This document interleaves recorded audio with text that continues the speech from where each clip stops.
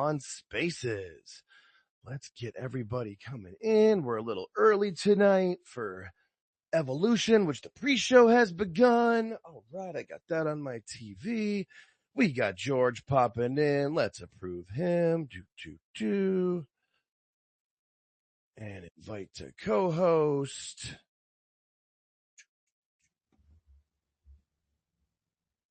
There we go. How you doing, buddy? Good afternoon. Yeah, early afternoon for me. It's only 2:00. This is nice. Yeah, I don't mind this.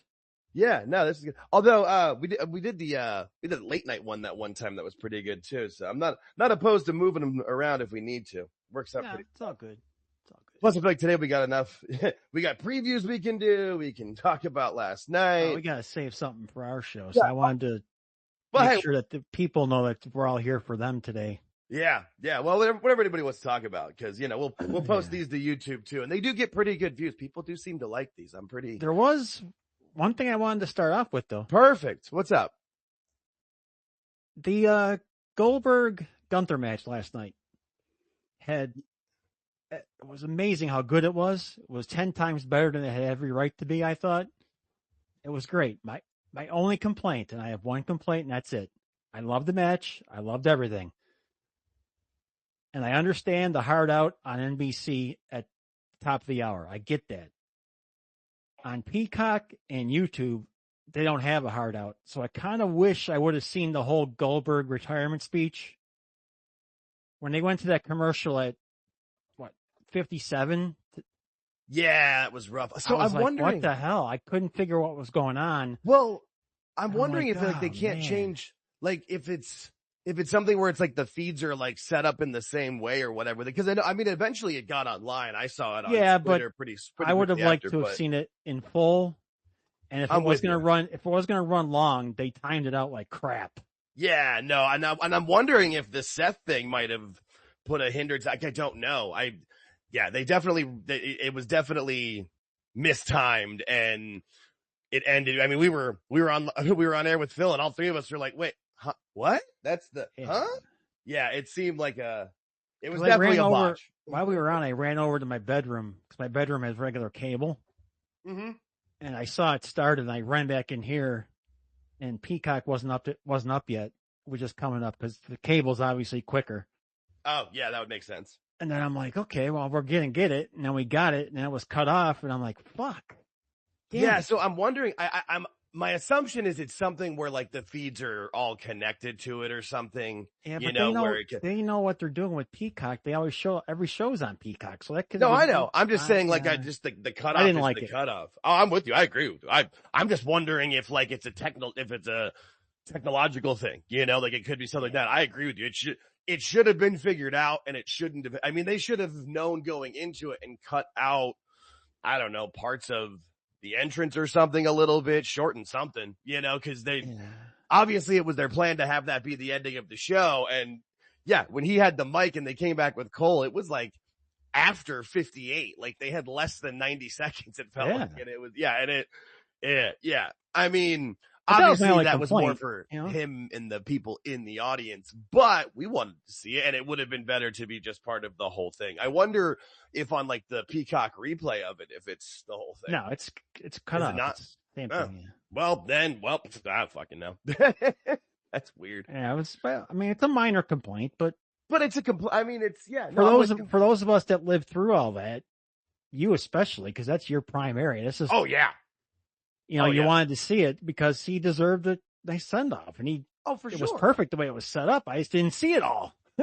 I mean, today. Yeah, no, I'm with you. No, it was a repeat of the stuff with Sting, and that was terrible too. When Sting's retirement speech, where he said, I'm getting cues, and then they cut him off. I mean, yeah, it was the same kind of thing where you've got to time that better. You've got to know going in of what that is. And at least, I'm not saying you got to give him 5-10 minutes in a whole Hall of Fame style speech, but I mean, have it set for 3 to 5 minutes, especially after a match. You're going to be gassed. So how long did we actually see it? Like we saw it, he came back from commercial and we saw he came back 2 minutes and that was gone. Yeah. And he's like the last thing I remember him saying there, because I watched the whole thing twice now, but the last thing I heard him say on TV was, I've got over 100 friends and family here with me, and and then it cuts off in that sentence, it cuts off, and it's like, weird. Yeah. No, I don't think it's hard.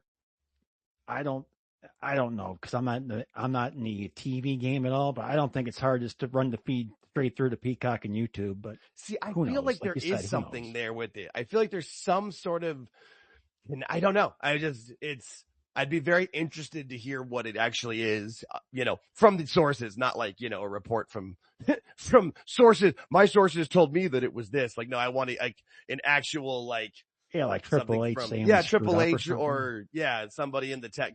It's one of those things where whatever happened, I don't think it'll ever happen again. I think that's, but it was bad. It was a rough way to end, especially too, because Saturday night's main event was a great show overall. I thought I enjoyed it. And then, just kind of, it wasn't like a terrible thing. I think it was just kind of like a, popcorn fart. It was a letdown. Yeah, it so really I was keyed up. I was all jacked up. I'm like, all right, cool. I'm gonna get he went out the right way. Yeah. Perfect ending to a career. Yeah. Awesome. Yeah. I'm like, I'm with you. Well, I'm not going to get what I want now. So frig. Yeah. No, it was, it was a rough way to go about it. It was a rough way to end it. But I mean, it is what it is. So, is there anything else you wanted to cover? I feel like we're starting to I want to let some people file in here. So I'm waiting. I'm kind of waiting. I'm kind of just. Vamp a little bit. Well, I know it's one of those things where we usually get people filing in the first 10 to 15 minutes anyway. That was the one thing I had. I had a list of minor things, but that was the one thing I had circled on the top. So and it was definitely a botch, and you could see I thought everybody was kind of just like, definitely ended funkily. Because the crowd was into it too. I was watching the crowd, and they were all like, everyone's standing up, and I was like, I took my headphones off. Because I don't want to hear you guys babbling what was going on ahead of me. So. the mistimed feeds. It was, the fans were great. And I mean, they at least they got what it was supposed to be for, because it was for them. But it just, like you said, it's not a major thing, but it's a thing, and it left a bad taste in my mouth. So, it is what it is, but it was a fun day yesterday, though. It was a good overall. That was a lot of wrestling in one day, and there's more tonight. I've got the pre-show on my TV now. No, it was, we'll have a lot to cover in our next recorded pod for sure. We can definitely talk about stuff here today. I know we've got one thing they set up real nice that I also had circled on my list was they really set up Jade and Naomi very well. Yeah. For tonight. Yeah. Like I told you before, I think Jade is better off in the match they got her set up with tonight. Yeah. Oh no, for not sure. Not so much in-ring shit as it's going to be like they look like they were really fighting. And I was convinced. No.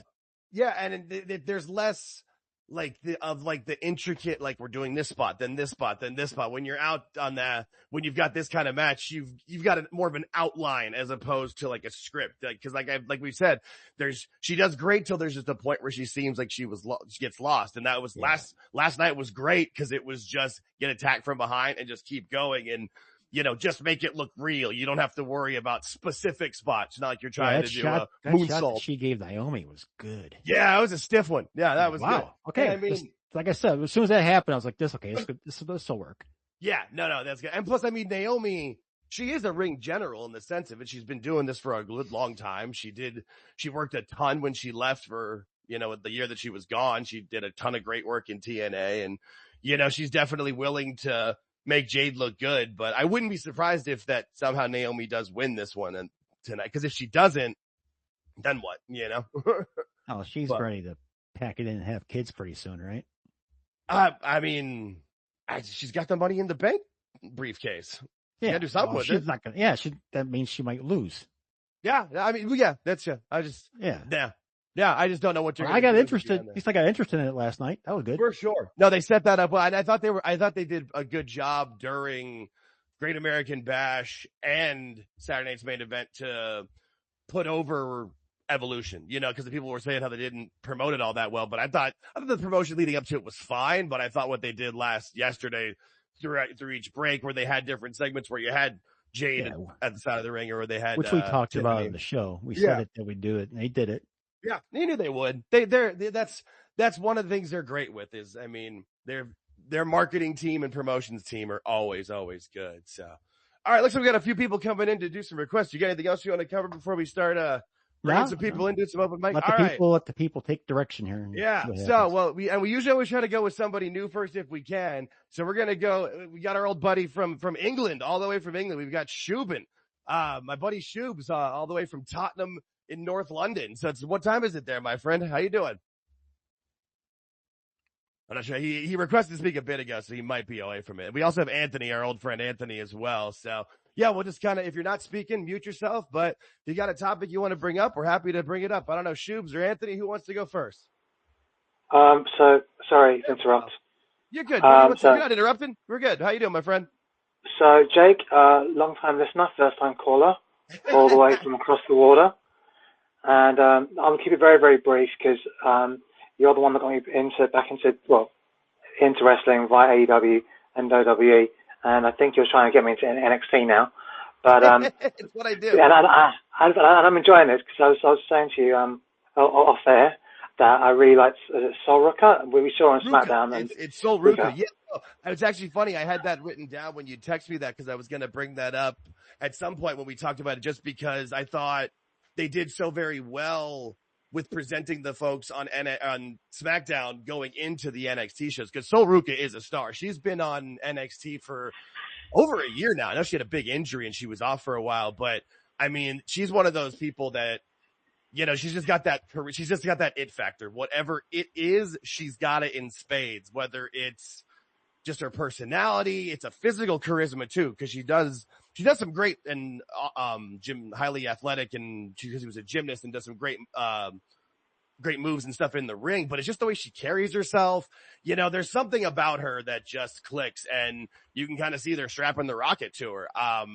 I wouldn't be surprised if her and Zarya get into a feud soon, so she can kind of have a blood feud, because like George and I always talked about, NXT's biggest strengths is giving people, letting them do everything that they can, you know, whether they start off as a babyface or a heel, let them start off with that, but then eventually turn them to the other way, whether it's babyface or heel, you know, make sure they get into like a friendship situation that can break up, so they have that big real feud where you can have intense matches. And I think that's kind of where she's heading next. But yeah, I'll extend my olive branch to Shubin right now. Chelsea defeated PSG 3-0 to win their second club world title. Oh, Lord Almighty! I was trying to avoid it. Yeah. Let that one go, George. We appreciate it. But I just update. That's all I do. Yeah, well, but I did have one question. There's no team that I hate more than Chelsea. So. Well, I can think of one, but I'll do that. Nope. For me, it's they are my number one. But yeah, no. And also too, the Club World Cup. I mean, like, let's be real. That's less important than, I mean, like a match on Main Event, I guess. It's trying to, or with the old just jacked and metal. No, but thanks, Shubes. I'm really glad. I just have one question though. Just one question before I go. I was going to bring up. What's up? Well, no, it's basically this. What it is. Obviously, WWE and NXT are here on Netflix, and one of the things I did notice this morning is that NXT went much higher up. Normally, like the top 10 or top 20 is going to be WWE, whatever, but it's going to be on there. But NXT had really gone up. So, do you think, given how NXT is just growing from strength to strength over the years, and NXT, we obviously had NXT UK and kind of like NXT Europe. Do you see them doing NXT European tours? Because I'm assuming because of Great American Bash, that's the reason why it went so high up.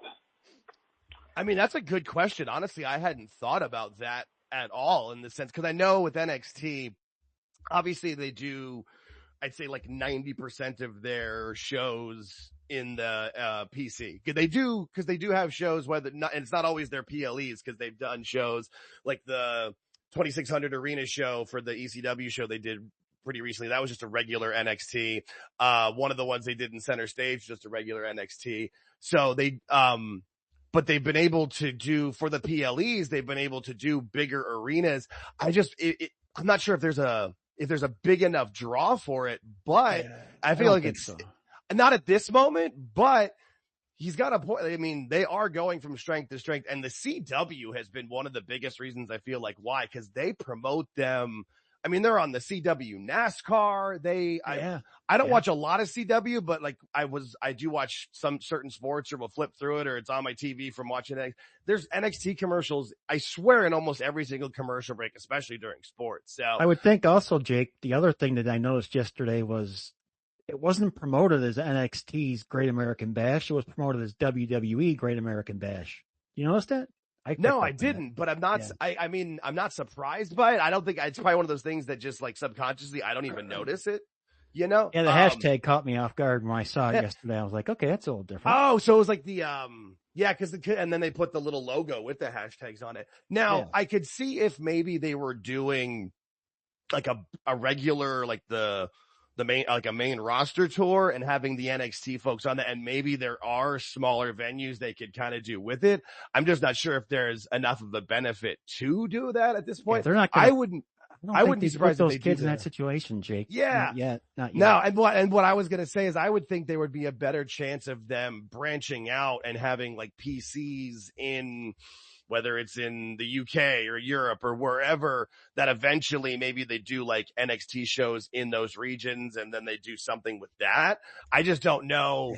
Yeah. Cause I mean, those NXT kids, some of them could be ready to go and do a tour like that, but not a lot of them. A lot of them, they're there for a reason. They're learning. And once they move to Vegas, which they're gonna. When is that happening? Yeah, I heard that. They're kind of doing it.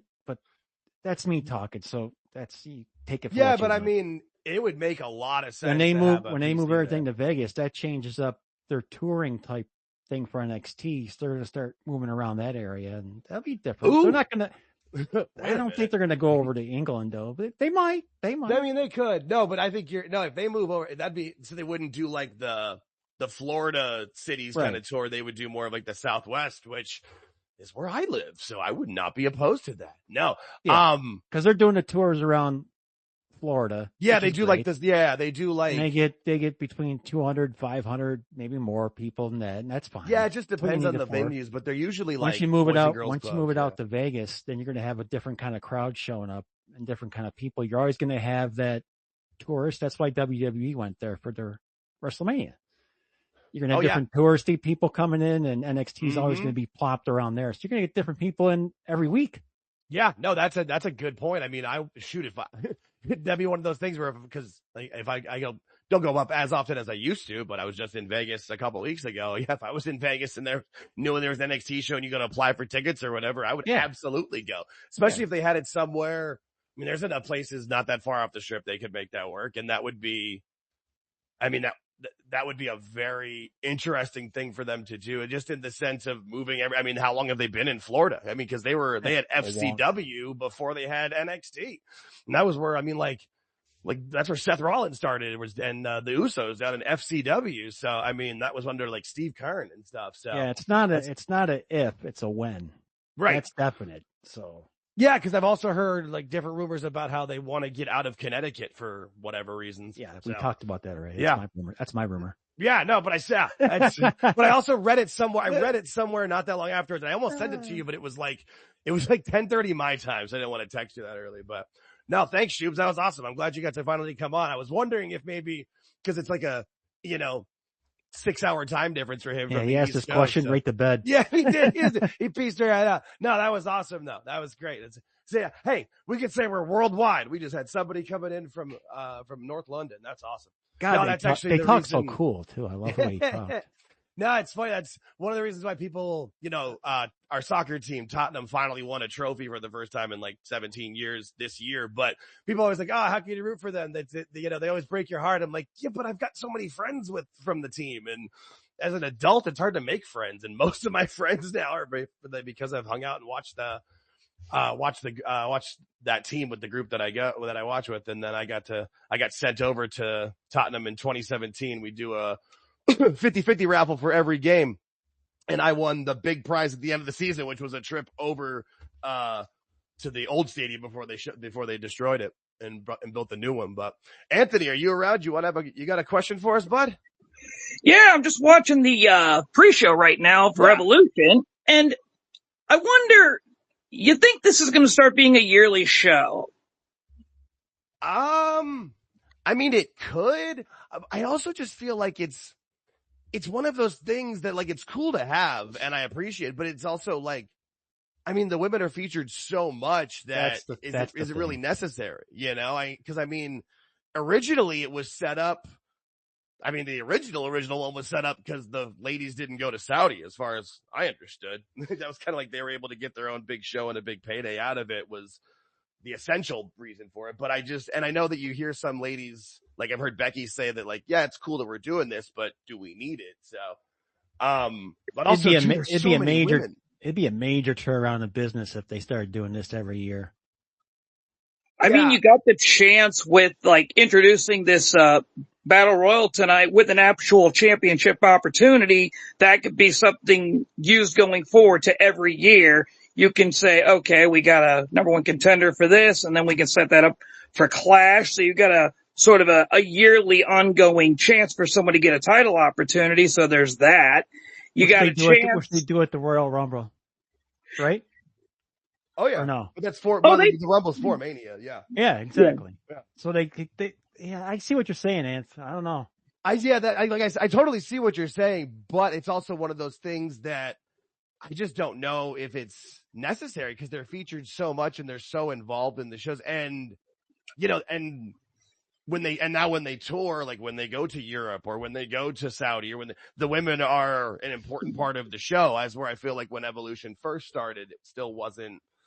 No, it's nowhere near where it was now. So I could see them doing it, but I wouldn't think so. I would think probably not because I just don't feel like that it's as necessary as it was. I was still surprised back when George first found out that this was going to happen in July, back in, I think it was like March or April that you mentioned this. And I was surprised then that it was happening, but here we are. I'm ready to watch it. I'm excited for it. Yeah, it came out of nowhere. I mean, we just saw the graphic. We didn't get any kind of an announcement from any of the talent or any kind of like press. It just, it's going to be part of the Atlanta Saturday Night Main Event weekend. It's like, okay, that's cool. I like that. Yeah. And I mean, that's also a good thing if it's one of those things where because it seems like that's going to be a thing that they do with TKO now, where they're going to try to do more of these weekends where they take over a city. You know, if it works out and you can have it as part of one of those, I could see that being something that they do. Maybe not annually, maybe like every other year or like every 18 months or something. Like if it works out, I just don't think it's going to be something that's guaranteed on the schedule, but we'll see. It's also, this could be, we'll see how successful this is. Could draw. That's true too. That's true. Major eyes, could have major moments. You know, it's one of those things where if there's a draw and there's money to be made, they will make their money. If they were to team it up, once a year after a Saturday night's main event in the same city, I could do that. I'd go for that. That would work. That would be really good. And doing it almost like they did with this one, where you have an NXT show, a Saturday night's main event, and you know what I mean? So that's one of those things where there are fans that would want to go to all shows, but there's certain people that they would be really excited to see. Like we were just talking about how NXT doesn't travel that much. Like if it was like, I don't know, let's say Seattle, and they were big NXT fans, how often are they going to get to Florida? But if they're I miss the NXT house shows. Yeah, right. Me too. Oh man, I would love to go to one of those. I went to one here in St. Louis. It was about 2018.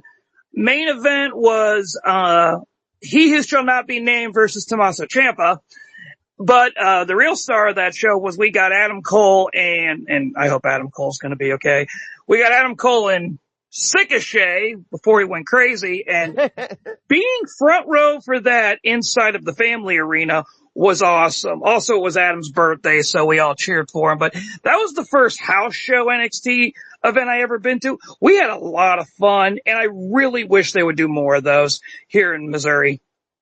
I mean, they haven't done any house shows outside of Florida in forever. No, they did one here forever, and I didn't go to it, but I had some friends that went to it, and I've seen pictures of it. And it would be something that, I mean, especially with, there's a lot of smaller venues they could do. I feel like George is probably right though, that if they are going to be moving to Vegas and that's like the big focus, you just kind of tread the water as you go until the move happens and then figure out a travel schedule. Although being in Vegas, I mean, that's an easy city to travel in and out of. The airport's right in the city. It's not far away at all. Obviously everywhere flies to Vegas. You know, it wouldn't be too difficult for them to book some decent travel out of there. You know, the more I think about it, if you were to have like a big Saturday night's main event, like one of the bigger ones, like last night was a big one, I think. Right. And if you were to have that and then do one Evolution a year, piggybacking off of the Saturday night's main event without the NXT at all, because I think that might be a little much if you had 3 shows to pay for. If you have 2 shows to pay for, I would do that. Like, I go to Saturday night's main event and then come back for Evolution the next night. That'd be all right. And they do the combo ticket deals. Yeah. And, I would be all about that, Anthony. You might have changed my mind. Yeah, it's not a bad idea. Because, I mean, like, we had a 4-card match for Saturday night main event, and take away the commercials and all that stuff. But like, if you're at the actual event, that's not a lot of wrestling. And you notice that it was all guys matches, and they did promote Evolution within the crowd and the graphics. And then you come back for the women's show the very next night. I mean, it's almost like a night 1, night 2 type of situation, but it's not so heavy. It's not like a Mania or a SummerSlam. It's actually just something you can do. I mean, I really hope this weekend for them is a success and they start talking about it. And the other thing that I just thought about, do you think we see any Evolve talent show up at this thing tonight? No. I mean, no. I really don't. I don't either. No, I mean, I feel like, I mean, NXT is like developmental, but like developmental with a purpose almost. Like, you know, like Evolve is just developmental at this point. If you're going to have your main event be all women, you want women that people know. Yeah. I'm saying more like, you know, in the front row kind of thing. Like they got a champion down there who seems to be doing pretty good from what I've seen. I mean, you can maybe do that, but I don't think they're going to be actually in any kind of matches. Not even about. I wouldn't think it this year. I feel like you would do that if Evolve talent's going to be shown. You show them at NXT shows. You know, it's the step up, and you show the NXT talent at. You show NXT, and any NXT ladies that aren't on this show that you want to give a rub to, have them in the crowd. You know, it's kind of it's a stepping stone. I mean, I wouldn't be surprised if as you know, Evolve starts to grow, they'll see more of the people that are ready to come up from Evolve into NXT. You'll see them in the crowd, almost kind of like the old, Black and Gold days when somebody would get signed and then they would show up in the crowd in the suit or whatever. I could see that happening for sure. I'm excited for this show though. I'm very curious to see, I'm curious to see how the Battle Royal goes, you know, and to see who wins it. Like, that's really one of those, I think it opens the show. I dig the partnership with Maybelline, by the way. It makes sense. No, it does. Absolutely. No, I forget. I feel like it was I think it was Money in the Bank. It was some PLE where Cole he said it at one point where he was like, Maybelline, the official, and he just said it kind of like in passing. And I'm like, wait, what? And then it's obviously been a bigger part of this one. It absolutely makes sense. I mean, you want to appeal to everybody with it. I mean, how much makeup do they probably use in that company anyway? They probably got a smoking deal on like makeup in bulk for all the people in the back. No, I think it's great. Plus, it's one of those things that, I mean, as we've talked about, you want to appeal to as many fans as possible. You don't just want, you know, guys from 15 to 50 in your audience. Like, you've got to have a mix. You want to have it can't all be about energy drinks and American beer and stuff. You gotta branch out your sponsors and stuff, gain other eyes. Yeah, no, and it's great too for like this pay-per-view. It's perfect for it. It makes a lot of sense. Who is that? Oh, Tori. It's Tori. Oh, look at Tori. Yeah. Her and Stacy Keibler, man, they look just basically for the record. She's around my age, so. I know. It's seriously like. I'm still trying to figure out how Nitro, guys. Oh my God. She was on Nitro, and not like, well, she was on at the end too, but she was like on Nitro in like 98, 99. It's like, wow. Good for her, man. She was part of one of my favorite WCW 2000 storylines with her, Kidman, and Shane Douglas. Yeah. Say what you want about Russo's booking. At least he had the right people and the right stories. No, he did not. He had a couple of things that were no, like go back and really watch it. That was trust me, I know. I was being sarcastic. Yeah. No. Yeah. Anybody else got any questions? I think we got a smaller audience. I feel like a lot of people are probably like tired out and trying from yesterday and then. This is the arena where they play basketball, right? Yeah, it's the Hawks arena. They just showed, I think it was Lyra Valkyria and the Hawks logo was behind them. Does Atlanta still have a hockey team or did that team move? No. I thought they moved. Yeah, I thought so. I thought so. I don't know a lot about hockey, but I'm just trying to figure out how the seating is going to look. It looks like they got the whole bottom part full and I can't tell about the uppers.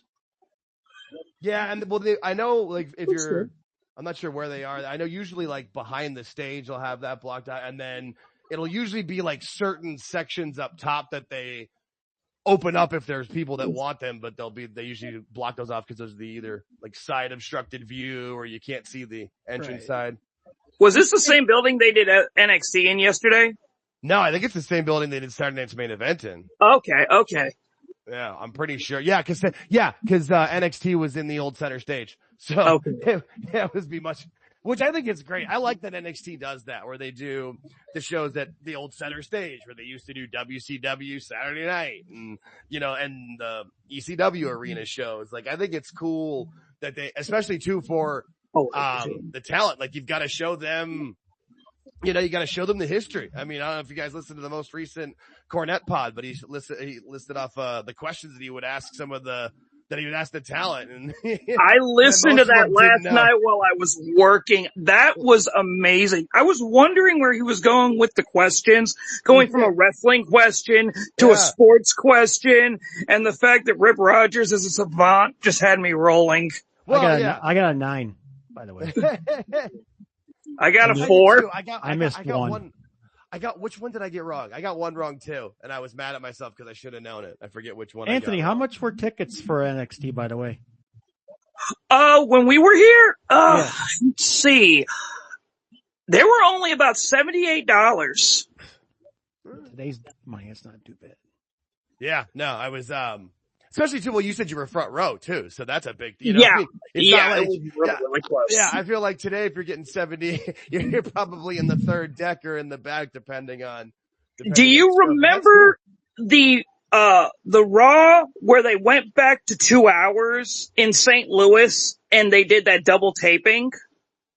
Not last year. Oh, last year. Yeah. I mean, it sounds familiar. It was right. Okay. It was right after the Punk and Drew Hell in the Cell match. Oh, okay. Yeah. No, I do remember that. So they were supposed to do, NXT at the same building, but they couldn't sell it out. So they had to move it to the factory, which I had never been to before. And the combo deal went away. So we had to get our tickets again. The tickets for that show were about $110, and I was way up in the top, away from everything. The seats weren't exactly the best, but comparing the times that they were here, it was just like night and day. The venue was nice. We got to see Stephanie Vaquer debut for the first time, but like where I was sitting really, really sucked. So they're going to Perth again, huh? Yeah, that was the show where last night on Phil's show where JJ thought that show was because they just announced it and he thought it was sooner. But yeah, I didn't realize. I knew they were going for Crown Jewel down there. I didn't realize they were doing like one of those takeover situations where they're doing the SmackDown, the Raw. So SmackDown won't matter for us because that's going to be what the hell time will 3 in the morning. Will Raw go live? 7 o'clock in the morning, right? Like in Australia. Yeah, that's interesting. Oh, that's why it's good on Netflix. Yeah. Right? I was just going to say, I'm like, not that I'll watch it live if it's that early, but good to know.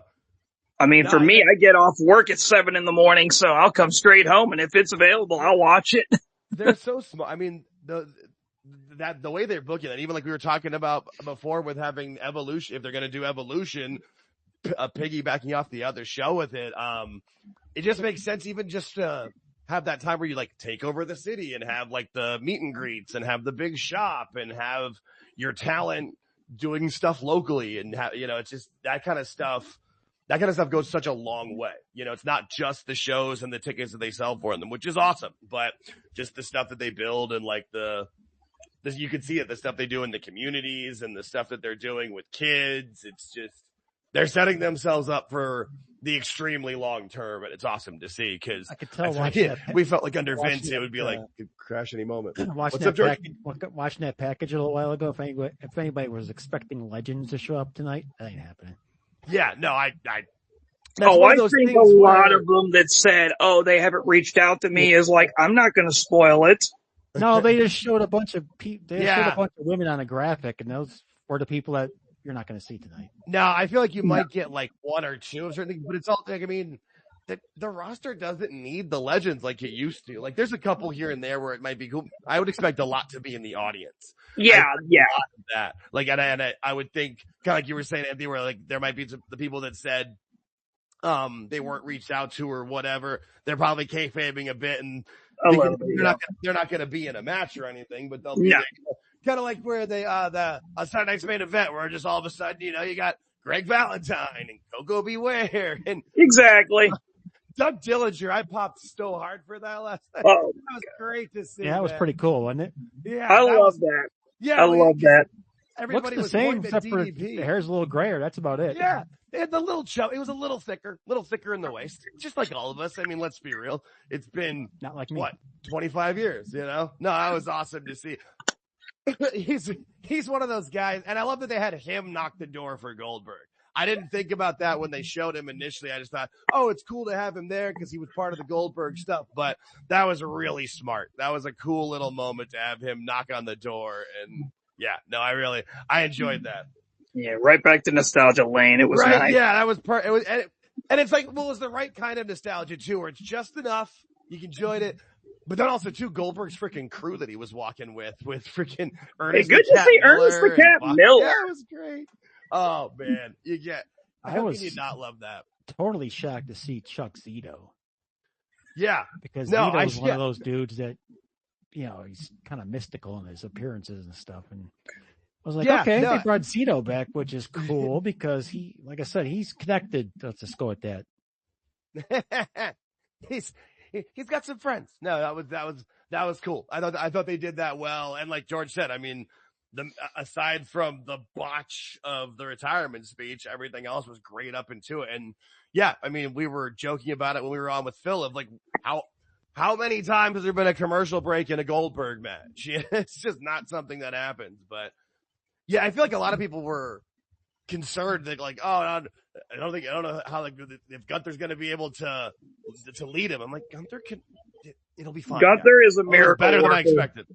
Oh, it was so good. Yeah, give credit to Gunther, but also you got to give a shitload of credit to Goldberg. Oh, for sure. He did a good job. He looked like he was gassed, but he did a good job.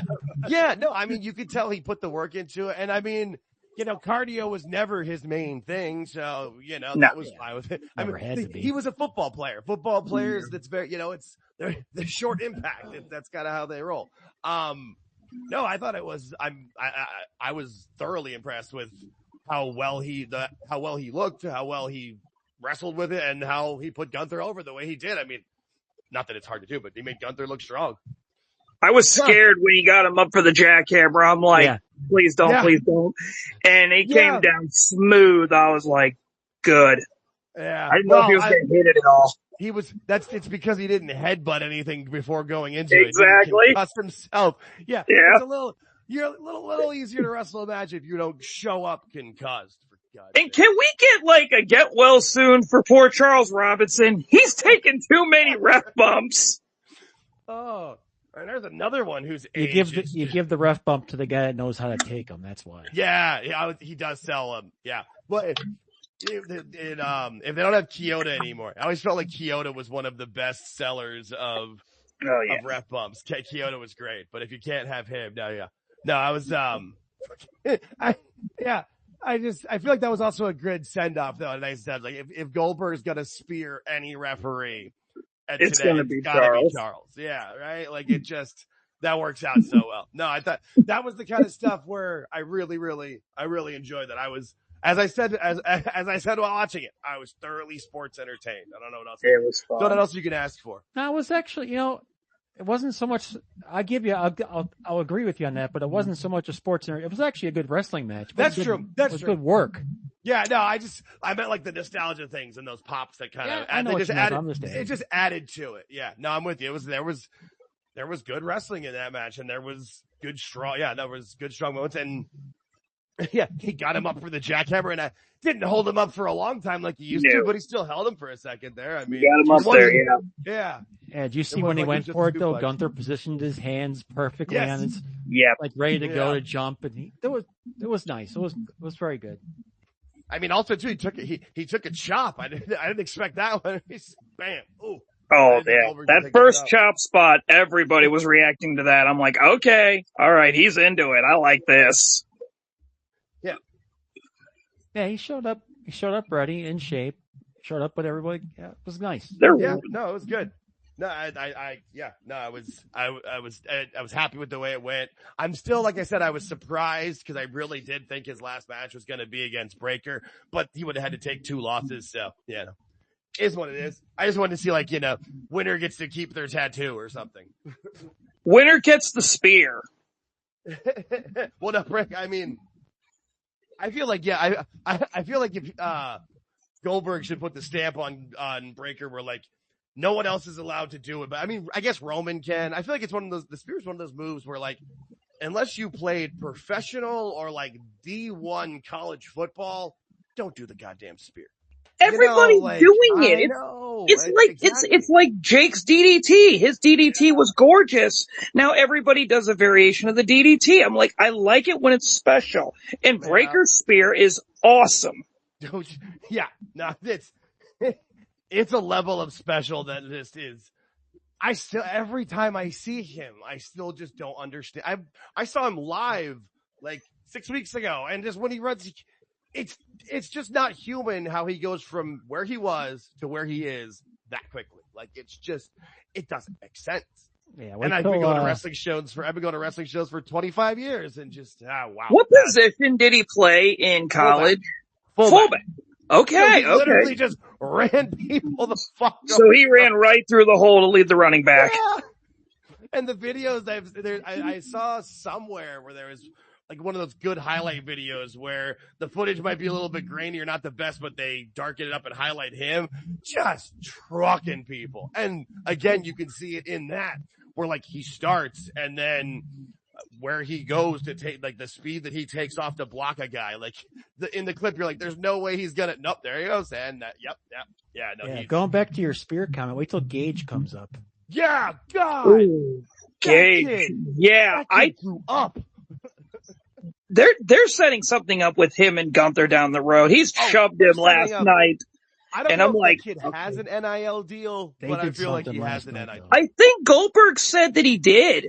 Was it? Or was it? No, that was Scott. That was Scott. Scott's kid got an NIL deal. Yeah, but the thing was, it's one of those things where when it finally got announced that he had it, the report he'd actually had signed it a while back. They just didn't announce it because they didn't need to. You know what I mean? There's no way that Gage doesn't have some sort of deal. I mean, the shirt he was wearing said Goldberg Legacy and had a picture of him and a picture of Goldberg. There was a minor setup for something. Those security guards popped up, and I'm like, okay, they're doing something. But it's gonna be good. It's gonna be good. And the kid, I think the kid's still in college. He's got to finish college, so. Yeah, no, it'll be good. It'll be good. It could be like a Dom Mysterio, Brock Lesnar kind of situation they did back in the day and sort of, give him a one-off and then send him, to, if he wants to do it, send him to NXT. I feel like at this point with where his age is, you just let him finish college and whatever he does. And if he wants to try to be a football player, great. But, the PC's waiting for him, whether it's going to be in Orlando or Vegas. It'll be ready for him, and they will just usher him in. Yeah, the first time we saw him on TV, he was a scrawny little kid. Next time we see him, he's got muscles, and I'm like, holy crap. Crazy. Yeah, no, for sure. That's going to be Sorry, how I had to mute you. You're near a speaker or whatever. Like when we are speaking, I can hear a whoa, whoa, whoa, whoa, whoa, whoa in the back, and that's going to be how Javon Evans shapes up pretty soon when he gets all muscle behind him. Anthony, if you're not speaking, mute yourself, boss. Yeah, there's a clear whoa, whoa, whoa behind. Yeah, sorry about that. All good. No, you're good. Just if you're not speaking, just mute yourself, or if you're not, get away from the speaker with it. But I get you. Nuts. I used to have issues. That's why I had to paid for. I actually have a freaking professional mic and a headset, so that shit wouldn't happen with it. Because I wouldn't hear it when I was on, but then I would have to listen to the recording of it to try to clip it, and I'm like, God damn it, I can hear my shit in the background. These things are sensitive with them, man. Oh man, I think you're right. I don't know if it was George or Anthony. One of you two said that the Battle Royal is going to probably lead off the show. I feel like it has to, doesn't it? I don't know what they got planned. Yeah, the first evolution, it was the women's tag match. Yeah, the first one, it was the Trish and Lita versus Alexa Bliss. What's going to open up the show? What's going to open up the show tonight? That's what we're talking about. Oh, it's got to be the Battle Royal, right? Yeah, that's what I think. What were you saying, George? Oh, I'm trying to figure out what they're doing. They're promoting Trish an awful lot, which is good. Well, yeah, because she's in the championship. I wonder if they're going to start off with that match first. I don't know. Yeah, I don't know. Well, you know what? You might be right because the other title match is ending the show. We know that for sure. Io and Rhea. Jesus, my brain combined way too many things there. But that's got to be the main event. It is the main event. Wade Barrett said it on Friday, but the moment they announced it, that had to be the main event. Then put the Rumble or whatever. What's it called? The Battle Royal or the Rumble? It's just a Battle Royal. Okay, I never. Which also concerns. I don't like Battle Royals. Exactly, because everybody comes out. Like, I get it. If they didn't have the stupid pin rule, I would think the Casino Battle Royal from AEW would be one of the best creations of a match in the last 20 years. But the problem is technically somebody can win before everybody comes out, which is just stupid. All you do is drop that step and you're done. Yeah, exactly. Or just make it to where it's just like War Games, where the moment everybody's out, like it's a 21-man match. Once that last person comes out, from that point, yes, you can, the match has begun and whoever gets the first pin from that point or whatever, but. That was my first AEW show I ever watched. Which one? The first, yesterday. 0 hour Jesus. To the main event. I was there the whole time. Oh God. How many hours was that? Because I didn't even start. I turned it on. It was only 6 hours this time. Oh yeah, only. I turned it on during the Big Boom AJ. When I turned it on, that match had just started with Big Boom AJ. I watched it all except for the main event because I was on with you guys. Then I watched it this morning. Yeah. I realized why I didn't watch it. So you have watched it now. I feel like what was more enjoyable, watching the match or just listening to the three of us react? Listening to you guys was hilarious. Yeah, that was. When you said that and you weren't watching it, and then I was thinking about that every time when I was, oh come on, what do you do? Why? Yeah, that was funny. That's the best part for attending a live stream and seeing everyone's reactions and then actually having the show on going, now I see what they're talking about. No, Marvin was losing it. I loved it. I was listening to Tooneytown. Yeah. Well, it was just one of those things where you knew it was going to be bad and you knew it was going to come out and then it just kept going. And people were trying to say it was such a great pay-per-view. This happened and that happened. It wasn't bad. See, my problem is there were parts of things that weren't bad, but because every match took way too long and they did the same crap in all of it with, and the Bucks match was the Bucks match. That's the one there. Yeah, right. That's the one where you just. I'll spoil it a little bit, but I had it rated at a overall show. I had it a B at one point. Then at the Bucks Swerve and Ospreay match, I was like, holy crap. Nobody sold a thing. And I'm like, okay, well, that's going to bring that down. Yeah. And then by the main event time, because last night I didn't watch it. So I had it at about a B- to a C+.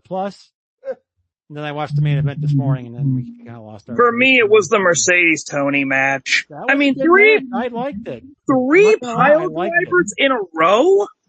I had no problem. I mean, with that's that what match. they do. I know.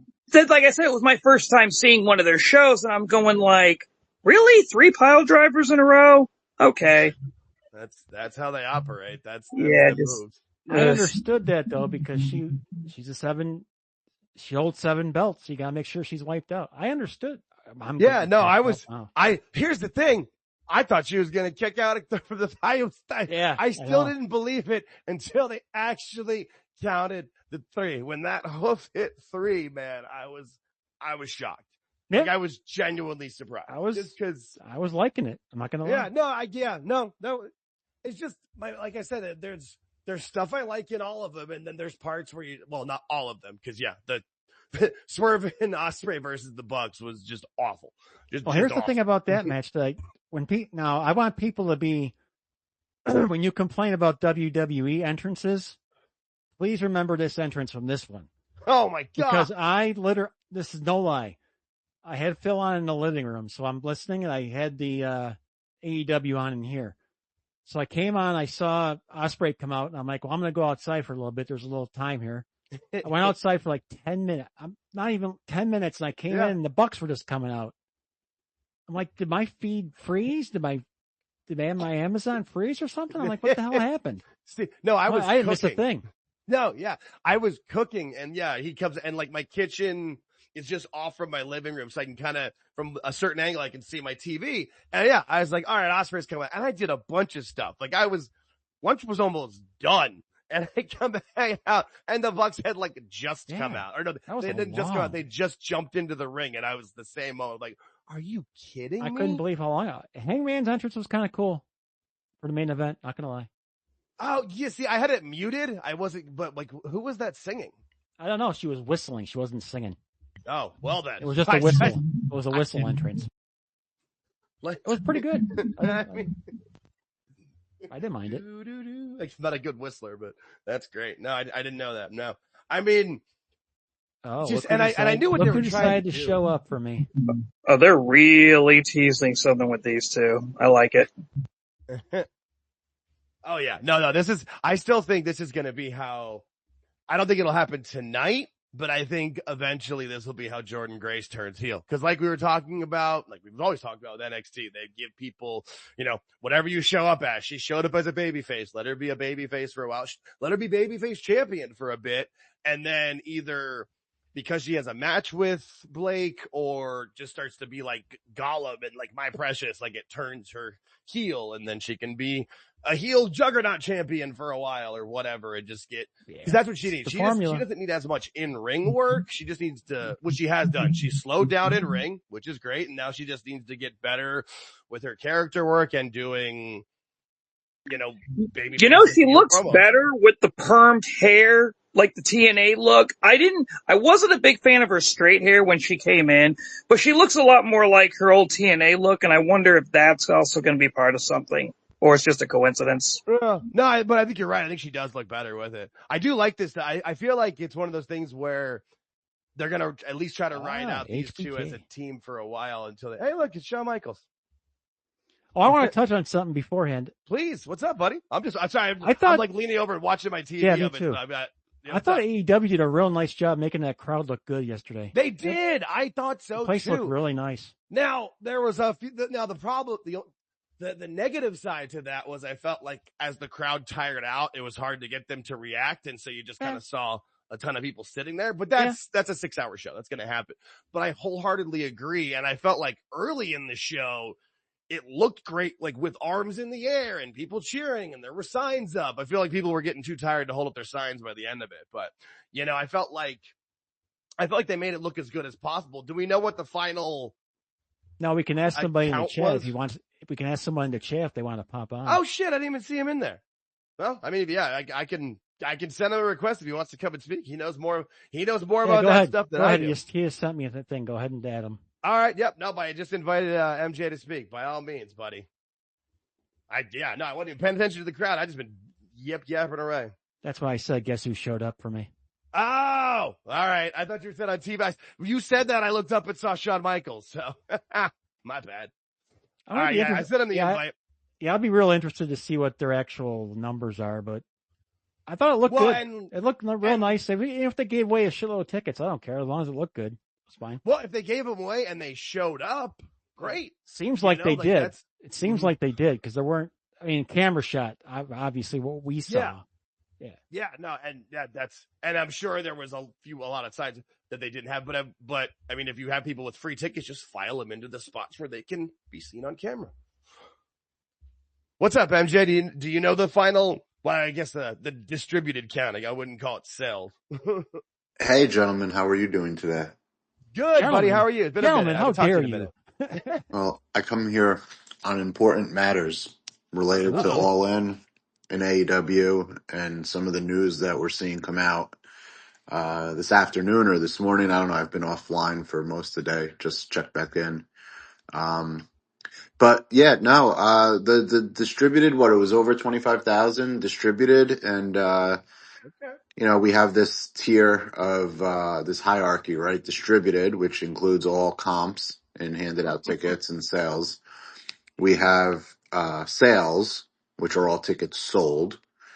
And then we have, what was made famous a few years ago with the turnstile count, which is essentially how many people were actually in the building. And you can define that in two ways. If you were to split this off into kind of like two different lanes, you have how many people were in the building. Promoters like to include the ghosts of Tom Joad. They like to include concession, salespeople. And they also have fans, right? What's the turnstile count of the fans, which you presume are the ones who have gone through a turnstile. And of course, some fans don't go through turnstile. In the case of AEW, you have to wonder, like, media, what do they count as? Are they fans? Are they super fans? Are they honorary guests and things of that nature? But 25,000, I saw Tony Khan say it could be upwards of 30 with the walk up. One thing's interesting. They don't go on right away after the show anymore with the scrum, the post show.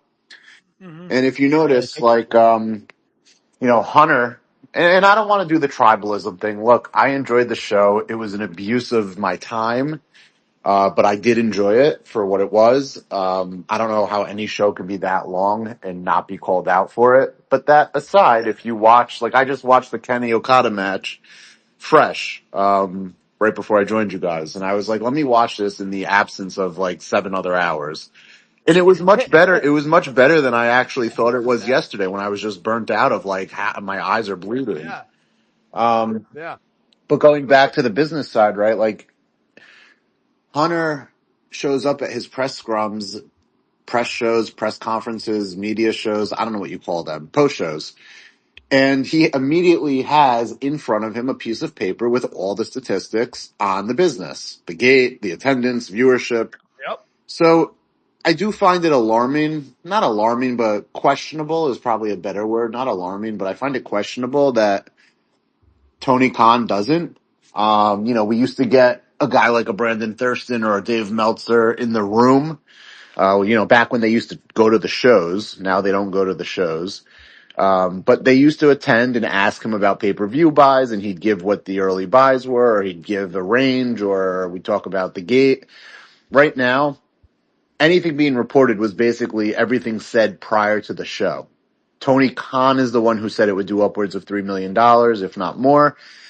The pay-per-view buys, he's saying based on early buys, and of course, how much that actually translated. The idea is you're buying a pay-per-view the day of on Prime or on YouTube. I don't know many people that are calling the cable company the days before.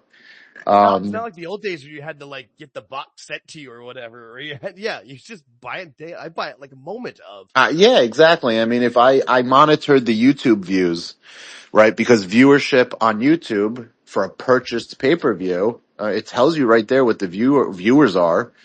And it went progressively up throughout, I'd say, the first several hours of the show. I can't believe the show was that long that it went up through the first several hours, right? But it peaked by the triple main event at around 9.6 thousand.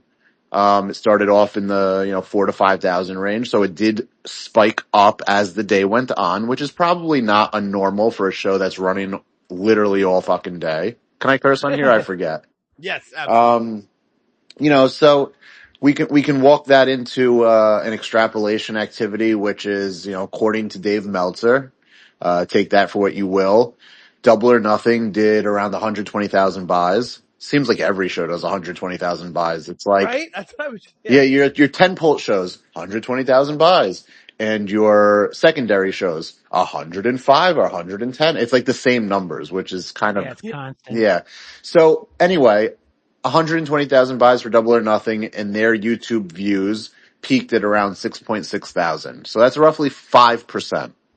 So if you take 5%, or if you take total buys and you say 5% is coming from YouTube at 9,000 plus, you're looking at 180,000 buys.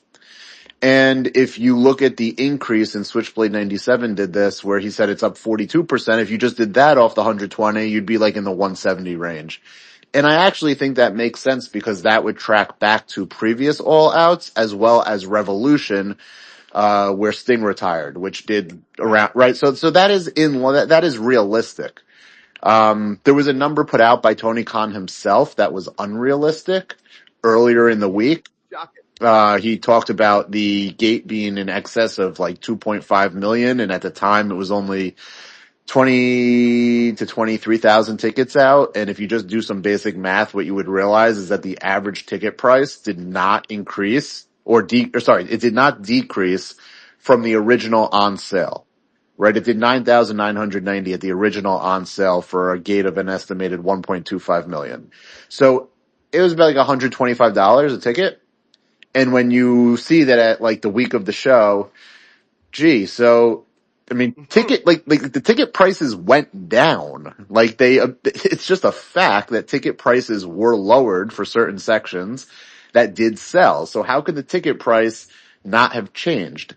Now at closer to 27 to 28,000 total sales. By the way, that number, right? That was like if I took the total numbers distributed. So we talked about the fact that not all of that was sales. So you're telling me that there's zero comps and somehow the ticket price did not go up or down? Like it doesn't, you see what I'm saying? Right. Yeah. Does not compute. Right. Compute. Math ain't mathin', as the kids say. Right. Yeah. Which I think I learned this last week and a half, 2 weeks, that I am definitely not a kid online watching wrestling. Man, it happens fast. Well, when you see like actual kids who are engaging in the IWC discourse, it does give you pause to realize like I am goofing on or making jokes out of literal kids and freaks and geeks, and part of me feels bad. And you know what? At the end of the day, like everyone grows up and everyone matures at different rates, and maybe making jokes at their expense isn't the greatest thing to do for laughs, even though like we all laugh at it, right? But like, I don't know, I had that reflection moment. It was so cute. A bunch of them were posting pictures from the what'd they call it? The all-in access? No, what's Conrad's shit? Starcast. Yeah, they were doing this thing at Starcast. All these kids posting these pictures, and I'm just like, damn, man, like these are people that like say vile shit online, but like, you know what? They deserve to like spend $50 to get a picture with John Moxley too. It ain't my money. So yeah, I got no problem with them wanting. My issues are never with them wanting to do it and loving it. My issue is they tell me that I have to, or I'm stupid, or I don't. Yeah, it's the toxicity, right? It's the vileness that comes from them, and then you realize like they are kids, and they are greatly influenced by grown-ups that are not really mature grown-ups, and we saw that play out this week, where it's like, look who they take the cues from. And we've seen that over the history of time, right? With like AEW and Tony Khan and you see a Ricochet. It's like, well, look who they take their cues from. And so that's another topic. The last one is this matter of Adam Cole, which I've said a lot, so I'm going to pause so that I can, take a drink of water. But I don't know. What do you guys think of the things I put out there? It's interesting to me because I don't understand any of this stuff. So for me, I just like to know like who was there. I don't really care how they get there as long as they're there. You know what I mean? What do you mean? Like how many people? Yeah. I like to know like when, like if you get a box, if you're in a box, luxury suite or whatever they're called now. It did not appear like any luxury suites were sold, because if you looked on the broadcast throughout the night, that section was routinely dark. Okay. And there was there's a ring around that stadium. It did not, there was, however, a VIP like kind of setup that I saw some pictures circulating online, and man, that you ask people to spend $1,400 on a VIP thing, like you get like 20, 30 people, like maybe you do have to change your pricing strategy or what you're offering. But yeah, look, if you remember, you guys probably go way back with this, right? Like All in 2018, pre AEW. Right. It happened because Dave Meltzer said no non-WWE wrestling show would draw 10,000 people. And we can shit on AEW, we can make fun of AEW, it certainly deserves it at many points in time.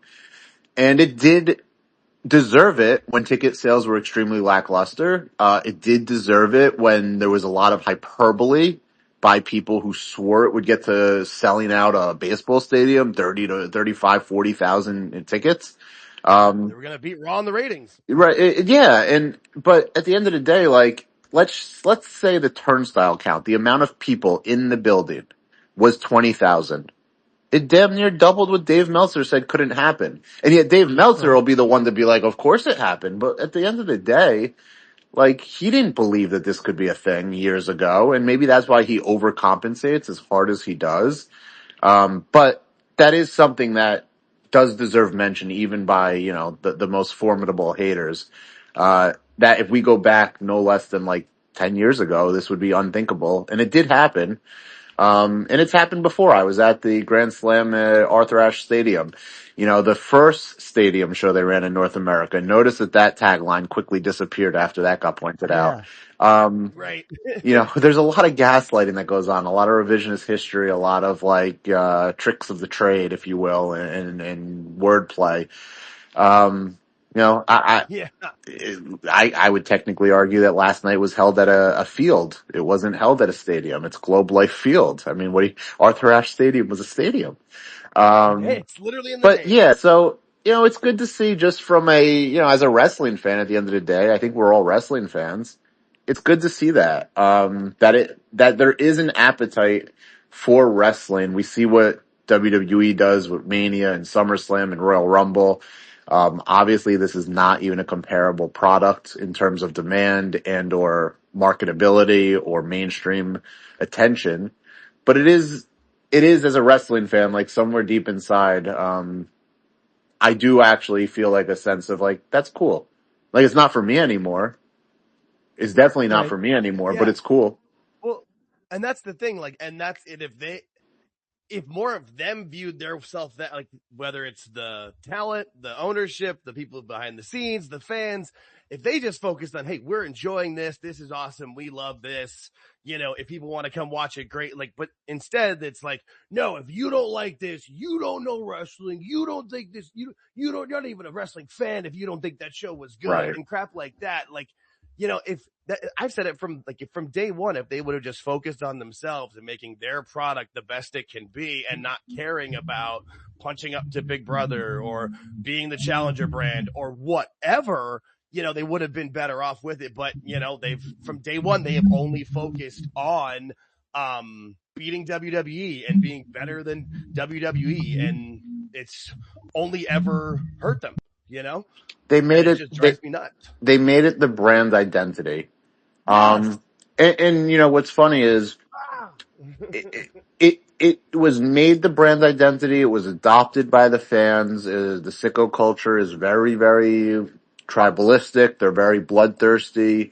You now have a combination of, a lot of the AEW support comes from anti-WWE outlets and anti-WWE fans who just cannot stand the idea that professional wrestling is at the scale that it is. And so they have this, and that's great. Stop making it such an ugly thing online. People make fun of WWE. We make fun of WWE. Yes. Like, we make fun of AEW. That's kind of always been wrestling, right? How many people watched WWE from like 2008 all the way to 2021 and basically was like, this fucking sucks, but we still watch and talk about it. Yeah. They've weaponized the fan base. They've turned our fandom against us. And that's basically... Oops. No, I meant to put you, my bad. Sorry, Anthony. I tried to move you in the thing. No, he's back. You're back, Anthony. My bad. Now, Twitter moved you on the screen for me. What's up, buddy? You're back. Oh, shit. Yeah, you're back, bud. You're able to speak. I don't know if this is what Anthony was going with, but they did weaponize the fandom. And who is they? Yes. Right? Who is they? And I'm gonna very explicitly state that, and this is the vitriol you see towards dirt sheets. This is the vitriol you see to those who profess to be pro wrestling journalists or media or bloggers or gossip columnists, whatever you want to call them. They weaponized the fandom because when AEW came around, they gave them double the amount of things to talk about and cover. And in the way to fuel that was to put the fan base against each other and try to replicate the 90s with WCW and WWE. And if you were around in the chat rooms back then, it wasn't much different. However, it wasn't as pervasive as what has become online social media today. And all these people basically decided we need to fuel this rocket because this is what pays our bills. And I feel bad for them because I don't know if they can look themselves in the mirror and say, I'm a pro wrestling fan first, or I am somebody that monetizes pro wrestling first. And the fact that they monetize it and this is their life and this is their work and this is like, that's cool. But did you have, that has come at the expense of pitting fans against each other, pitting fans against media, because it's not just that they want fans like Brandon Thurston, will push ratings charts despite talking on his shows about how ratings don't matter as much anymore, but he will publish the ratings chart so that people get vitriolic and tribalist about it. That is fomenting more discourse, and therefore that's his business. I often call him the Northrop Grumman of pro wrestling. And for those who don't get the reference, Northrop Grumman makes weapons and sells them to both sides of the war. And they make money, just as long as there's wars, they keep making money. And that's what a guy like Thurston does. You have other outlets, Cultaholic, and there's others, right? Where if you make fun of AEW, or in the case of WWE, if you make fun of WWE, right, they come after you or they view you as an enemy. So they're creating a war between you and them, which ultimately keeps them relevant because the people who don't agree with you will support them and vice versa. But MJ, is that worth basically your integrity as a channel, your integrity as a website, using this tribalistic nature just to get views, just to get clicks? Is this more of an ethical thing to do? Or is it the right thing to be, I'm going to stay over here, give my honest opinion, or I'm just going to scream, make a fool of myself, and everyone's going to like what I'm doing, so negativity gets me views, gets me money. It's a hard way to look at things, because who's honest and who's just putting on an act just so they get more views? George, where do you live? Because I know that Jake is a resident of the U.S. Are you a resident of the U.S.? Yeah, I'm in Arkansas. Have you consumed any of our news outlets? Like any of them? Like from no. the New York Times and Washington Post to CNN and Fox News. Well, no. I say this because the next thing I'm about to say, all right, from Wall Street to J Street to Main Street, it's all out the window, man. It's all about trying to foment narrative, trying to create your little corner of the internet, your little corner of influence, and trying to peddle narrative and trying to peddle influence. And, you call it propaganda. You guys see me do that a lot. And people are like, that's not propaganda. They think propaganda is like something out of the 1940s. And I'm like, no. Modern day propaganda. People will tell you Joe Biden is as sharp as a tack up until the point where it's obvious to everyone. And then they'll say, we all knew this. And then they'll move on to the next thing. Or they will tell you that there's, They will tell you X, Y, and Z, and then, and I don't mean to be political about that, but I just use that because it's like one of the most famous examples, right? Right, and it's a recent example. No, and if it's bringing up something, we're not talking. No one's being political. It's the topic of it. It's because everybody wants to be first. Nobody wants to be right. Like they care more about being first. Hey, that's true, and you see that in sports. Oftentimes in sports media, it's the first story that sticks.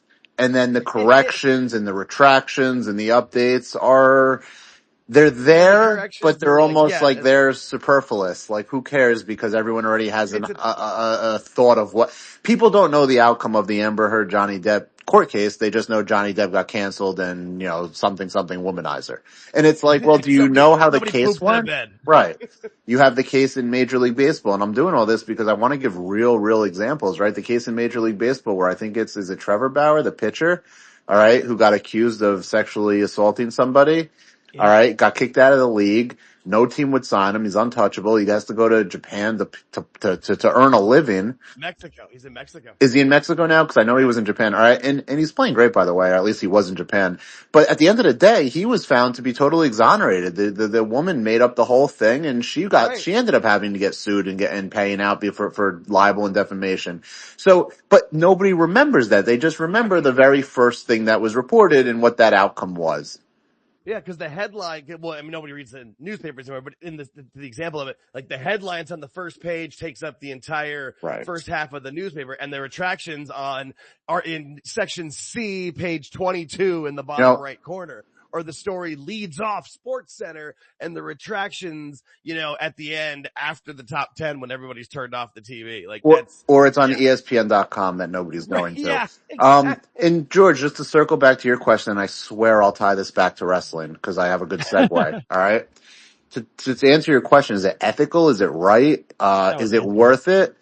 I don't think anyone would argue it is, but I don't think anyone would argue that it's not what happens in regular life in all aspects of life that we consume at this point because we're a consumption, population. We spend more time consuming stuff, whether it's through social media, whether it's through content. Certainly news has died off, but whether it's news. So you spend all this time consuming stuff, and who can even say what's real or not? And that's why fake news is now viewed as fake news. And it's not just related to the anchors on CNN. It's literally everything is fake news because who can even say what the truth is? Yeah. It's amazing. It's amazing. That's why when you asked me if I consume any news, I said, no, I can't. Yeah. I think he thought I was you, George, because I answered he answered the question. That's all I care about. It's all good. I know. Oh, sorry. Hi, Anthony. My apologies. No, Cultaholic was a great example because a few years ago, I was a massive fan of their work. There was some point, and I know when the point was, that they changed. And them, like What Culture had already gone that way, but they went even worse. It was the first all in for moving to London or being in London. Everybody sold out their dignity or their credibility to get interviews with people, from AEW to be a part of All In where they could. I know Simon Miller basically sold his soul to be on the pre-show as a security guard for Big Show. And I was a massive fan of Cultaholic. And from that point, you started to see way more of the stories that were always going to be anti-WWE, pro AEW. They were always leaving snide comments. And about 2 years ago, I just completely unfollowed them. And I used to watch most of their stuff. And I was the same way, man. Yeah. I used to follow Cultaholic. I'd see their 5:00 in the morning, first news release because they're over in the UK, which was perfect for me. I did the same thing. It was great. Yeah. And then when they were building up to their first London show, I saw that they were doing a taping outside the stadium. And I'm like, okay, this is nice. They're getting some recognition. And then you started to see the narrative change where they were really starting to go heavy on AEW support. Yeah. And it was like, okay, you're getting some actual stuff going on here. I get that. Yeah. And then the other one for me was Wrestle Talk. They used to be, during the pandemic, they were great to listen to. They had their little game shows. They were funny. But then when you start watching their breakdowns of the weekly TV, it was real heavy on, AEW can do no wrong. Oh, here's WWE doing a cold match for no reason.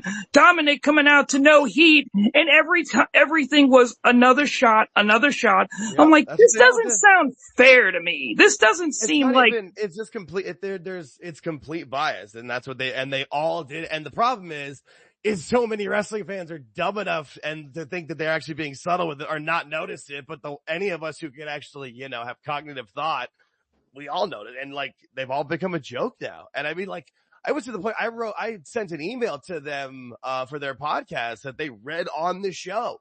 Like, they had a picture of my cat on the show. It was awesome. And that was, yeah. Like, hey, MJ, and similar to FTR. They were my favorite thing in wrestling until 2022. And then they shit the bed and have gone nuts. And now I can't stand them. Jake, you're hitting on something that is, maybe for a different time and for a place. And, I think people think I'm joking when I say I've concluded my research into sicko culture. You're done, dude. Part of what I am interested in, and I've always used wrestling as a proxy, because wrestling's always been early to things, and also reflected society in a way that, it's something I follow and I consume and have become involved in the past, whether it was, with Post Wrestling or WrestleNomics. It's something that I can take a lot out of and apply to other things in life. And after years of doing this, and I see true reflection and value in that, it's like, well, why would I stop? Because this is informative to me. You mentioned, people are dumb. And if you peel back the layers on the onion, which I'm not going to fully do here, but if you peel back the layers of the onion, what you would notice or what you would observe is that AEW and AEW's media arm, and those are the outlets that you're mentioning, they're the other ones that people know, they are intentionally targeting the most vulnerable and the most manipulated aspects of society for whatever reason that may be, but that seems to be who gravitates to them. And for them as a business, that is their audience, and that is who they target, and that is who pays them. And so they lean all the way in, and AEW has leaned all the way in. Now, is it good business sense? Disney would tell you no. The tech world would tell you no. But if you just need to make your monthly goal and you can do it appealing to a fringe minority or a niche market target audience, I can't say that it's bad business. I get it. It's not, I don't think it comes from the most genuine place, but I also don't know how conscious they are to doing it, because I think in their world, and they have to live in this kayfabe bubble that they've created, that is reality. And none of them would ever like to engage in a conversation about some of this. In so much that, and I mentioned Post Wrestling and WrestleNomics, right? And I can talk about the shift or the pivot that Brandon Thurston made, and I know it as intimate as anybody. They have IWC media panels where it's literally the IWC media talking about themselves. And it's like, who wants to go first, right? They're not receptive to anything other than what they are already saying to and about themselves. And then just like the press conferences where they, you put on this amazing show, Tony. How does that feel? Exactly. Now, what was going on with last night's press conference? Because Tony Khan said the same 4 talking points no less than 100 times. Oh God, I haven't watched it because that's what they always are. It's just him repeating himself. Yeah. Last night was worse. I mean, he talked, I'll check it out. He talked about Dustin Rhodes' Wikipedia entry, all right, for the TNT title, and all the times he failed to achieve winning it. He didn't just talk about it while Dustin Rhodes was on the stage. He literally did it a second time during the Tony time. And I don't for the life of me understand what the value in this is, because you could be using that, and let's say he's preaching to a choir. You could be using your opportunity to preach to the choir by getting different talking points out and not wasting everybody's time with what essentially is a filibuster because you don't want to answer questions. Maybe he's nervous that he's going to be asked questions that he doesn't want to answer, and instead he just rambles and rambles and rambles. And it's not endearing. It's not like, oh, Tony, you're so quirky. It's a deliberate filibuster. Which gets into, and I'd like to just circle to this. You guys can take me in different directions, but the situation with Adam Cole. Oh man, that's just. It's sad. But it's not. It's. Is it surprising? Not in the least. No. And that's what even makes it sadder, to be honest. Because, yeah, I mean. I think, George, you were on with me yesterday when I was on PW Times with Phil, and I kind of said, like, somebody needs to protect Adam Cole from himself. That wasn't me, but yeah, I heard you. Right, so at what point after somebody has had multiple concussions does anybody in the room say, hey, like, apron bumps, like, let's not. Yes. Maybe when Adam Cole is going to wrestle at All In, and we expect all these talents now are just having to push the limit well past any, people would probably be very, very happy and excited and say it's the greatest wrestling ever if they dialed it back like 20%. And these guys are pushing it 30, 40, 50% well beyond.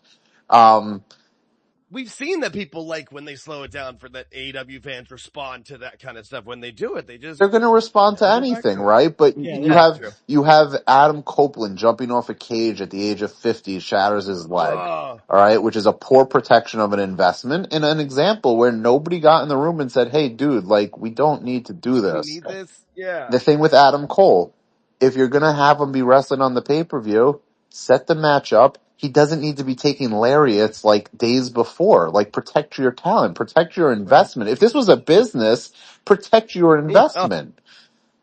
The fact that the fact that it has been said by people that report things on wrestling on the internet that Adam Cole reached out to AEW, or Tony even said this yesterday, that he was contacted by Adam like in the morning, Saturday morning, early hours, maybe Friday night, all right? And that he wasn't feeling well. The Khans own the Jacksonville Jaguars. There is not a league in all of professional sports that has more strict and is more under the microscope when it comes to safety protocols related to concussions and head injuries. So the fact that somebody who has had concussions, who we have seen take bumps that kind of make everybody say, wait a second, that this can go undetected. All right, if Adam Cole doesn't pick up the phone and call Tony Khan, or if somebody doesn't contact AEW and say, hey, I don't know that I feel so great, all right, AEW is probably allowing them to perform. Yeah, because they don't know. That's a good point. And the fact that there is no monitoring of these talents, all right, and I just went through putting together something that, an accident is an accident, an exception is an exception. But I'll just highlight and hit bullet points here. I won't go through what I put together. I'll send it to you guys separately, all right?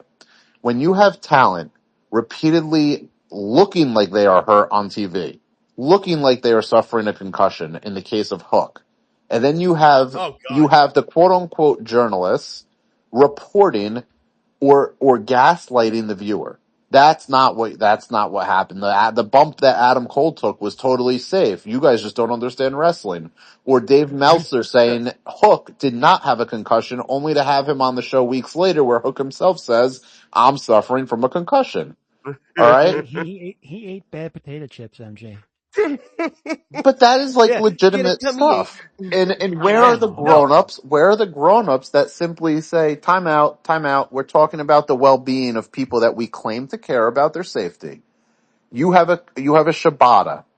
Shibata to this day cannot go to New Japan and have a full wrestling match, and yet he has hardcore matches in AEW. All right? And this is somebody that has had major brain injuries and surgery and had to be hospitalized and in a terrible accident that happened, because accidents are accidents. But my point in saying all this is when you have trends, when you have repeated occurrences of this stuff happening, where are the adults Where is where is the journalists? Where are the media to say, hey, like, we're on board to promote the shit out of you guys, but we're also not going to be blissfully ignorant, because at the same time, all they do is profess that they care about talent safety. And yet they were the first ones to cheer. Safest company in wrestling. They're the first ones to cheer when Will Ospreay brings a Tiger Driver 91 or 82 or 69 into the ring. They are the first ones to cheer how great that death match was yesterday. They're the first ones to tell you, to tell you that, I lost my train of thought, but they're the first ones to argue for talent safety, and they're the first ones to turn an ignorant eye to what is happening. So, like, seriously, like, they were the ones that told me that the bump where Fletcher powerbombed into the apron, that was fine for Adam Cole when he hit the back of his head. And let's say it was 3 weeks ago, maybe 4. Yeah, it was about like a month or right, exactly. Right. And let's say that the bump. Let's not say that bump is what did it. Let's say he was fine. Let's say that it was protected. Maybe Adam Cole shouldn't be taking these kind of bumps when he literally has been outspoken about how long and what that recovery was like and how severe it was from the last concussion. All right. Yeah. And plus, it's an accumulative effect too. It is. I've had concussions, and if you do something too soon, even if you fall on the ground, your head still rattles around. You know what I mean? And this is why I bring up the fact that Tony Khan, the Khan family, the owners of AEW, are one of 32 owners of the NFL who is more than aware of all of this. And to me, as a fan, all right, not tribalistic, not trying to dunk on AEW, as a person who has grown up since I'm like 7, 8 years old and loves wrestling, it is unacceptable that we are going to pretend like this is normal, like this is something that we're going to gaslight people for questioning or for, I raised a question to my friends, and I'll reference them, and I have a history with them, John Pollock and Brandon Thurston. I raised the question, AEW is using blood on almost every show last summer. What is their blood testing protocols? Because to me, I remember the Nigel McGuinness stuff. And they mocked me for saying that. They then banned me from asking questions via Super Chat, which only took food off their table. But at the same time, all right, lo and behold, Nigel McGuinness is cleared. And I know that he's come out and he said, well, I didn't retire because of concussions and hepatitis C. No shit, you're going to come out and say that during your PR tour to get back in the ring because you want to get back in the ring, because wrestlers will wrestle until they fucking die or their heart stops, like Ric Flair. And we act like we don't know this. We act like this is like something that is, it's a third rail that we're not allowed to talk about.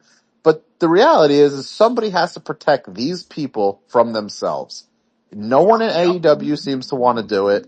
The media, the journalists, even the ones that profess to be non-tribalistic, they don't seem to want to do it. And I find it to be unsettling and not fun as a wrestling fan to watch a show and to be constantly thinking to myself, am I going to watch someone die in a ring? And I'm not being hyperbolic. No, it's the truth. You're absolutely right. I got a question. This is actually for George. George, do you remember the Jaguars game where Trevor Lawrence got knocked out and they couldn't even find a cart for this guy to get him off the field? This is your $200 million star franchise quarterback on a night game, and you're seeing him limp to the sidelines with no help whatsoever. This is a con issue. If you value your star quarterback like that, you value anybody like that. Yeah, what they did was normally when you see an NFL injury, if it's a major injury, you'll see the gurney come out, and then the ambulance comes right out onto the field a lot of times, or they take precautions. Right. In this case, they couldn't even find a golf. They couldn't find a golf cart for the dude. Nothing. They kind of just dragged him off. Was the golf cart still chasing Sammy Guevara around the field? Good callback. Thank you. I felt pretty good about it. Daniel Bryan Danielson, he's probably the most famous example, right? And ultimately, WWE cleared him, and they were very strict with the monitoring of his health status. All right, he comes to AEW and he's unleashing the American Dragon of old, all right, in all last summer, I don't know if people recall this, he kept talking about the fact that his neck was destroyed. Now, it's one thing if you're talking about my neck is destroyed in a kayfabe sense, but we have empirical evidence that he had to retire due to this. And yet, nobody had an issue watching Daniel Bryan put his body on the line. All right? But I guarantee you in like 30, 40 years, when he is like a crippled old man, and I don't wish that on him, but it's just going to happen. All right? There will be an outpouring of like, I can't believe that this has happened and we have to be more serious about this and it'll be the same fucking song and dance because at the end of the day, pro wrestling fans, just as pro wrestlers are not going to protect themselves, pro wrestling fans, and that extends to the pro wrestling media who are just super fans who turn this into a profession. Right. They want to consume it all. They want to consume every last ounce of blood. They want to consume every last ounce of pile drivers. All right. There was always that like, well, why is the pile driver banned? That's stupid. I don't know. Maybe because a few broken necks later, it's not stupid. Right. And these people who care about the well-being and the time off and the safety and the quality of life, they don't give a shit. And if I can pivot that into this Evolution pay-per-view tonight, all right, and this ties back to something we just talked about with being first, not being right, and setting the narrative. They were so quick to say that Evolution was a failure due to 4,000 ticket sales that was suspiciously reported. All right, that show's probably going to succeed, going to do 7,000, be watched by 1 million people. But for all the people that care about women's wrestling, all right, why exactly was the narrative so quick to be it's a failure? Yeah, that was strange to me. Well, and wasn't it that like they were going off some off numbers because they were just looking at the numbers that weren't sold with the package, right? Because they did a 2-pack. They did the deal like we were talking about earlier, where they did Saturday's Main Event and Evolution in one package. They were looking at just the Evolution tickets that were sold outside of the package, which I mean it wasn't a ton more, but it was definitely more than they were reporting, and because they don't care. They just want it to fit their narrative. That's how they always operate. Because I don't have a relationship. Because I at one point had a relationship with guys like John Pollock and Brandon Thurston, all right? And I listen to their shows to this day every Wednesday. I listen to the recaps that John Pollock does with his co-host who's actually not a bad dude. All right, they were talking on Wednesday. I mean, John Pollock was declaring the show a failure. It was Wednesday. Jesus. All right. And that was on faulty data that you just mentioned, Jake. Yeah. And by the way, if we're supposed to celebrate all wrestling and celebrate women's wrestling and we want to, give divas a chance, turned into the women's revolution, turns into evolution. And all right, maybe we shouldn't then just immediately for our tribalistic needs go shit on a women's show without giving it a chance first. Yeah. At the same time, somebody like a Dustin Rhodes, who's a very big proponent of, enjoy all wrestling, all right? It's not like any of them come out and say, hey, what they're doing with counter programming, okay, everyone sees it for what it is. You don't have to say the obvious out loud, but also let's dial back the rhetoric in terms of like shit. And I'm not saying Dustin did this, but he stands out as a kind of person that is in a position to use his voice as an enjoy all wrestling preacher to actually tell people enjoy all wrestling. And it's notable when they go silent. Oh, definitely. MJ, do you know the story? Are you watching the pre-show for Evolution or no? I am not at the moment. Is it on? It starts in 15 minutes. We're going to start wrapping. When does the show? The show starts at 7? Yeah. Oh, I thought it was 8. I wanted to bring something up to you that I noticed during the coverage. They're actually having people register to be the first to know when to get the pre-sale tickets for WrestleMania next year go on sale. So you scan the code. Yeah. You're pre-registered to know before tickets go on sale for Vegas. Yep. The pre-sale. That's how amazing that they're doing that. I mean, yeah, there's certain, because they know there's certain, that's for the people that there's certain people that's what they do. That's their big trip every year. They go to WrestleMania. So there's certain people that they'll be all set up for it. Yeah. I'm not surprised they're doing it, but I wanted to bring it up while you were on. I've often harped on the go-to-market strategy. You guys have heard me use that phrase a lot, and that includes a lot of different things, so it's all encompassing. But part of that is the ticketing strategy, the pricing, how you go to market and advertise, or local promotion, national promotion. WWE is pulling every single. It's not a secret. I'm a investor in TKO, and I continue to trade TKO. I've done that for years with great success publicly. I posted on Twitter. I've talked about it on WrestleNomics, right? But they are pulling every single lever of the ticketing and the live events business strategy that there is to offer, from dynamic pricing to maximizing their revenue and cutting out the brokers, to being able to say, here's the pre-sale, to being able to know exactly how many tickets they're going to sell before the general goes on sale. They are maximizing every single ounce of that business line, live events, which is something that they were not able to do. I mean, it's funny because the Evolution is going to do 7,000, and could you, like, a few years ago, if they did like 6,500 for a Raw, it was a good night. Now they're doing 10,000 plus, and Evolution, which is quote unquote a failure, is beating, it would take 2 Dynamites or an old Raw to equal that. And that to me is, it's incredible.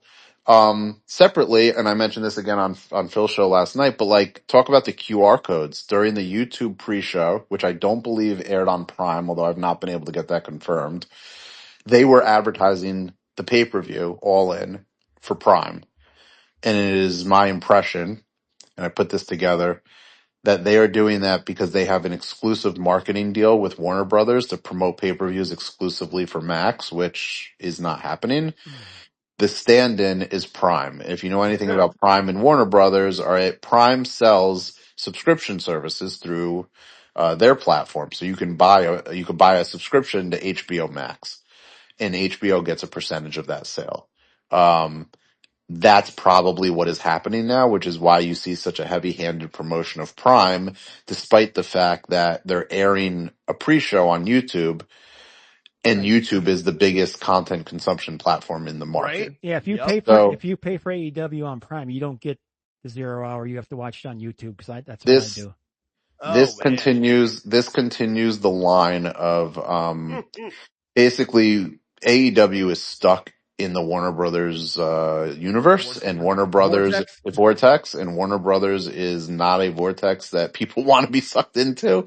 It's a bit of a black hole of entertainment, and we'll see what happens in the future, but it's a bad partnership. It's one that has stifled, in my opinion, AEW's ability to go to market and to grow and to do things that actually would benefit itself, like an AEW Dark or like an AEW YouTube series, because they frankly have to do these shows that are having declining viewerships, which then translates to bad PR and a bad reputation of a company that is declining, not growing, because it's the most readily available weekly reinforcement of that narrative. Yeah, they're stuck. Yeah. And unfortunately, because they're stuck in that vortex, right? They're not able to show real meaningful growth, and therefore likely hurting their value, which, maybe Warner Brothers doesn't care because they're ultimately going to take over the whole thing or whatever. But, it is something that there's like a lot of little threads that when you start pulling them, the picture starts to unveil itself. And I think that one of AEW's biggest hindrances to growth is the deal they have with Warner Brothers.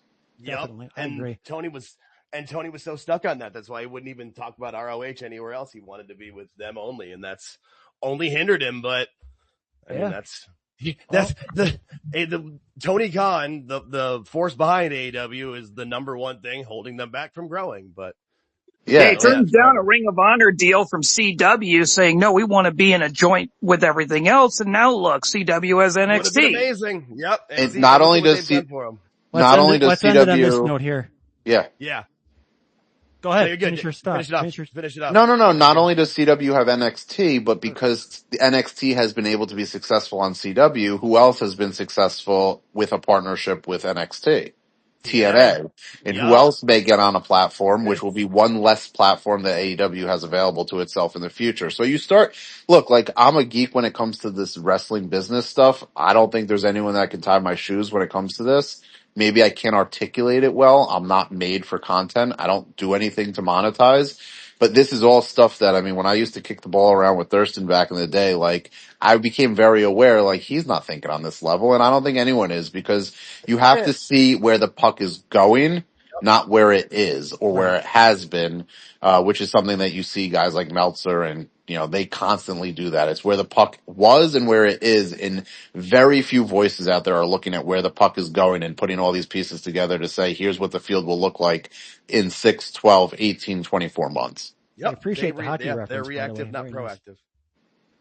Nice. MJ, you're the best at what you do, man. I'm glad you decided to come on because I asked you a couple times, and I'm glad you came on. I try to keep a low profile. Look, it's not a secret that it's a dicey world out there. I've made my fair share of enemies, people who can't take jokes online. And also, like, part of doing that revealed to me that, like, this is their life and I pity them for that. Whereas this has always been a hobby, and you know what? Maybe making jokes at people's expenses, yeah, you never know. There's crazies out there. There are legitimately crazies out there. And so if I'm ever gun shy to do that, I'm sure somebody is lurking that would love to clip this and get something out of me that they can then go use. But the reality is now I tweet for 77.5 people, and I keep my shit to myself, and those who want to follow and those who I'm familiar with appreciate what I have to say.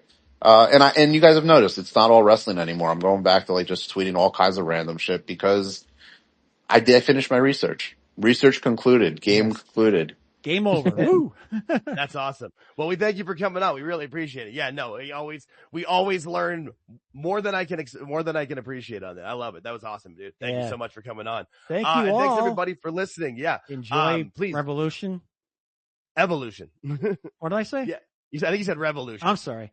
Enjoy Evolution. Look for our reviews coming up shortly at YouTube. At youtube.com/@AltJakeTakesOn. You can also follow me here or go to my profile here and click on our, I've got the page linked right there. Please subscribe. It's absolutely free. Share it with your friends. We're going to post a new video, with our reviews of the 4 shows this weekend.